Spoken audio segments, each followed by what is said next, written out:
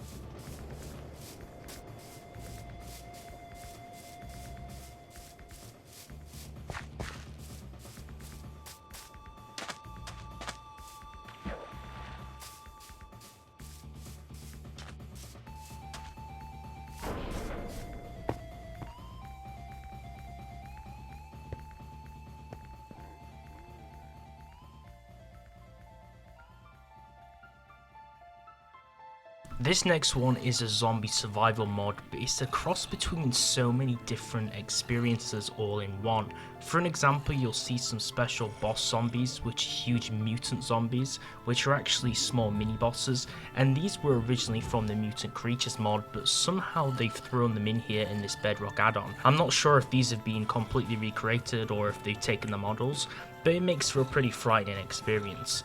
Now the loot tables have been vastly improved from the zombie drops, and now the zombies also perform in a horde style fashion when they attack you. If there's a few nearby, they'll all band together and amass in a huge massive army and then come attack you, which is pretty threatening. It's quite imposing at night time when you get caught off guard by many of them, and you'll see a little bit later in the clip I do actually get stuck in a small river and then it's just completely over. Also, as well as this, I think it's every 24 days there's a chance for a mutation where they become much bigger and generally stronger, so there's a huge big challenge when playing this.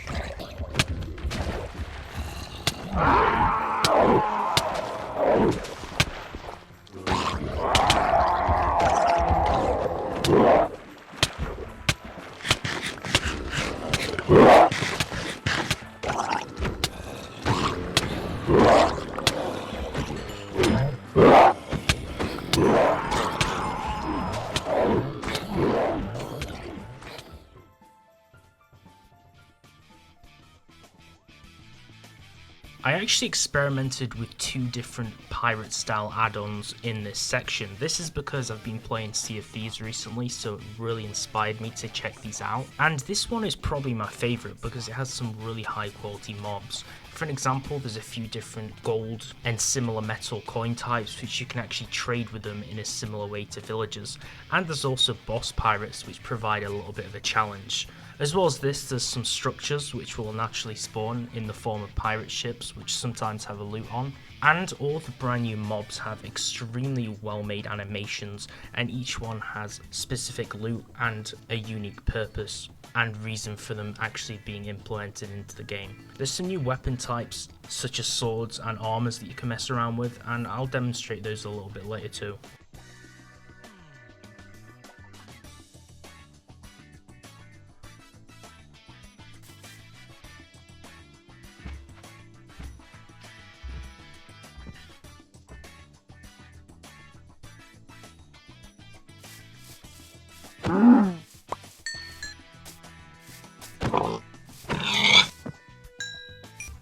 No.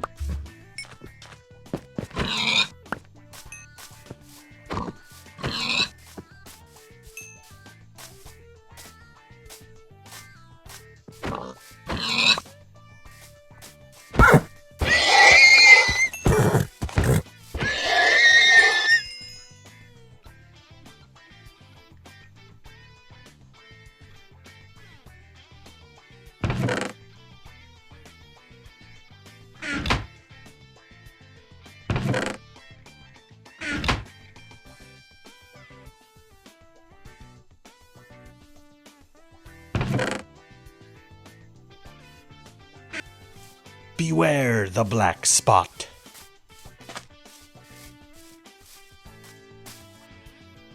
Beware the black spot.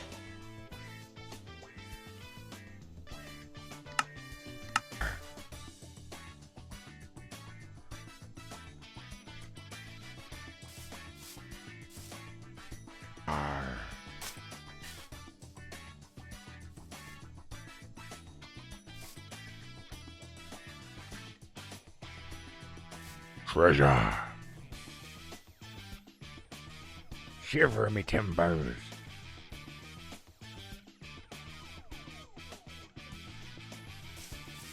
Treasure. Shiver me timbers.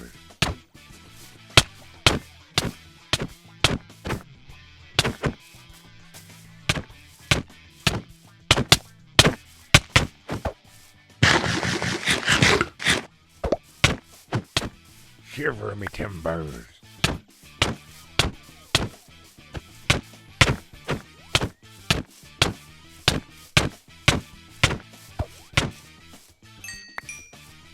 Treasure.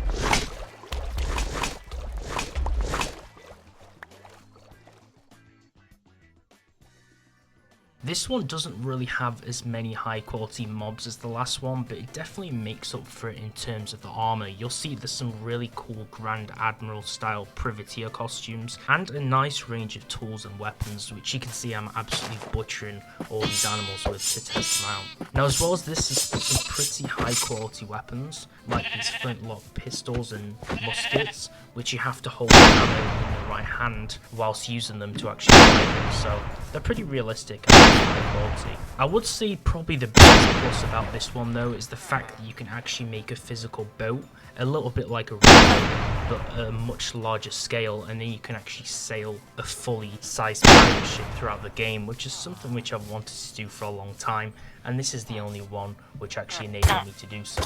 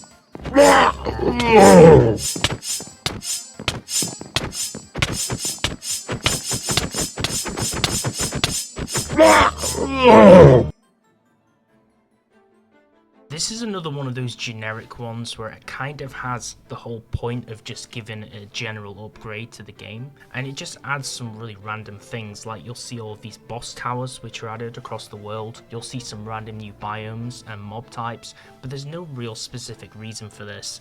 This is just basically a facelift to improve the terrain a little bit and add a few dotted resources around the map to make it look better. Just like the pirate ships in the pirate add-ons, there is actually huge ships added in this, and pillager outposts are added into different places that you wouldn't usually find them. This makes for some really good exploration, and it generally makes the world a lot more interesting. It's better just to show this as a showcase and show a few examples of what's actually new, because there's just too much to cover in a short narration.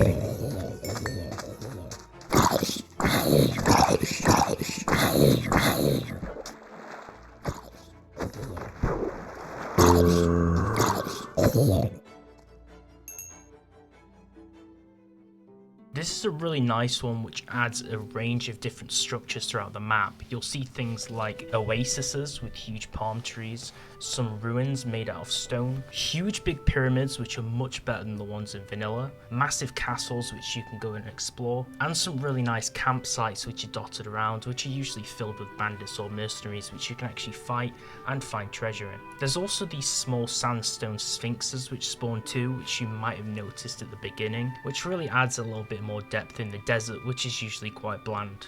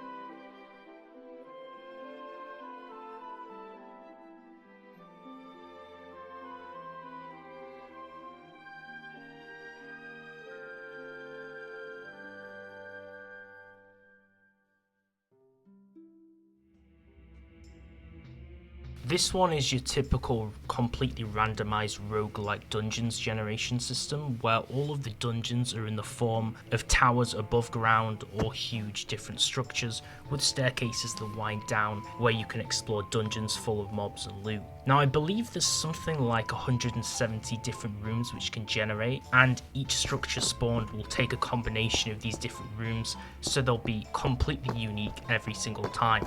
This means that all the contents inside are also unique, and the rooms look a lot more different to each other. So if you end up finding lots of these around the world, none of them will be exactly the same to each other, making them fresh and unique to explore. There's a ton of different roguelike dungeon generators and structure mods out there, but I haven't yet seen one for Bedrock, so I thought I'd just throw this in there.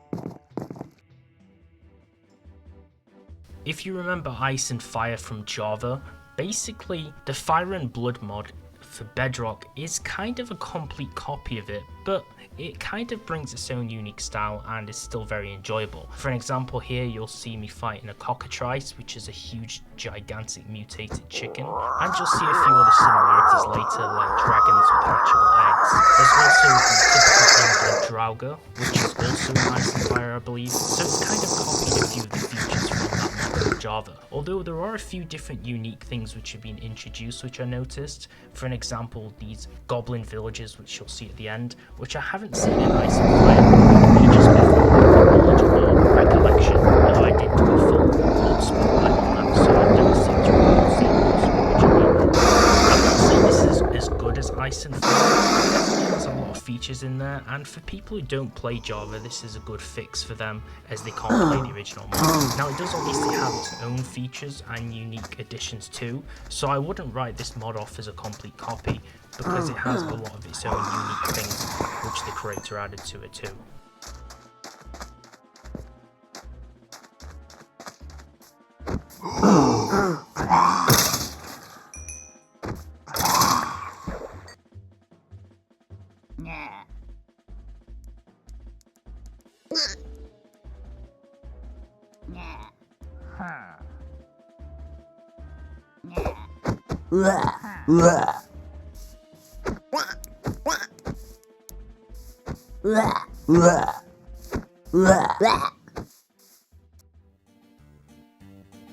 This is called Bizarre for a reason, because it adds some really crazy things in here.